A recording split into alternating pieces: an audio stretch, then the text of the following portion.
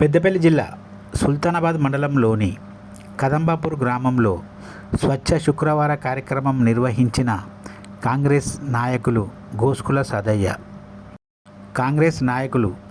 సదయ్య మీడియాతో మాట్లాడుతూ సుల్తానాబాద్ మండలంలోని కదంబాపూర్ గ్రామంలో స్వచ్ఛ శుక్రవార కార్యక్రమం నిర్వహించి గ్రామంలో ఉన్న మంచినీటి బావులయందు, గోళాలయందు, ట్యాంకులయందు బ్లీచింగ్ పౌడర్ వేయడం జరిగింది.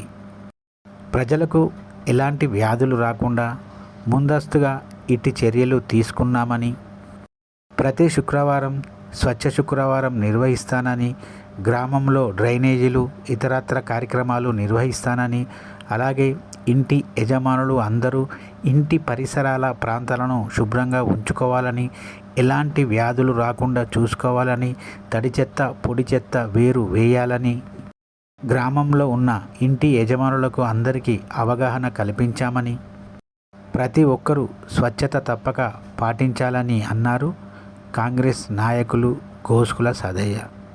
ప్రతి శుక్రవారం స్వచ్ఛ శుక్రవార కార్యక్రమం తప్పకుండా నిర్వహిస్తానని అన్నారు.